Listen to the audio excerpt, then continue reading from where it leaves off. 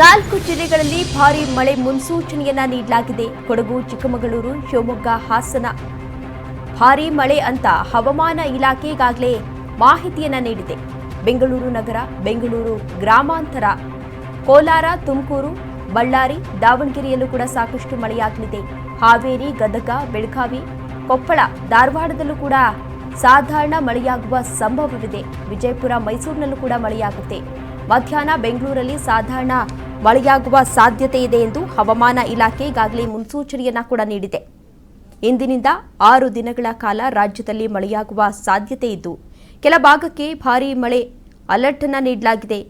ಮುಂಗಾರು ಚುರುಕಾಗುವ ಮುನ್ಸೂಚನೆಯನ್ನ ಈಗಾಗಲೇ ಹವಾಮಾನ ಇಲಾಖೆಯಿಂದ ಘೋಷಣೆಯನ್ನ ಮಾಡಲಾಗಿದೆ.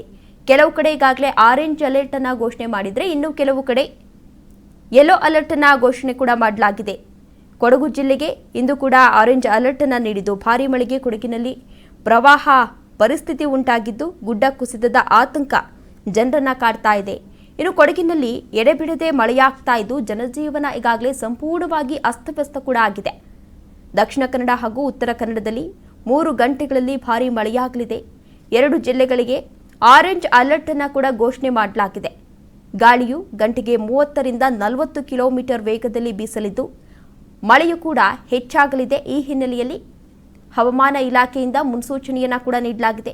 ಇನ್ನು ಕರಾವಳಿಯ ಉಡುಪಿ, ಉತ್ತರ ಕನ್ನಡ ಹಾಗೂ ದಕ್ಷಿಣ ಕನ್ನಡ ಜಿಲ್ಲೆಗಳಲ್ಲಿ ಇಂದಿನಿಂದ 6 ದಿನಗಳ ಕಾಲ ಸಾಧಾರಣವಾದ ಮಳೆಯಾಗುವ ಸಾಧ್ಯತೆ ಇದೆ ಎನ್ನಲಾಗ್ತಾ ಇದೆ. ಕೊಡಗು, ಚಿಕ್ಕಮಗಳೂರು, ಶಿವಮೊಗ್ಗ, ಹಾಸನದಲ್ಲೂ ಕೂಡ ಭಾರೀ ಮಳೆಯಾಗಲಿದೆ.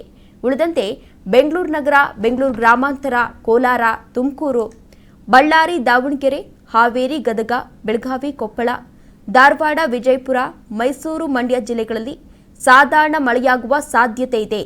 ಬೆಂಗಳೂರಲ್ಲಿ ಬೆಳ್ಳಂಬೆಳಗ್ಗೆ ಮೋಡ ಕವಿದ ವಾತಾವರಣ ಇದ್ದು, ಮಧ್ಯಾಹ್ನದ ವೇಳೆ ಬೆಂಗಳೂರಲ್ಲೂ ಕೂಡ ಸಾಧಾರಣ ಮಳೆಯಾಗುವ ಸಾಧ್ಯತೆ ಇದೆ ಎಂದು ಹವಾಮಾನ ಇಲಾಖೆ ಈಗಾಗಲೇ ಮಾಹಿತಿಯನ್ನು ಕೂಡ ನೀಡಿದೆ.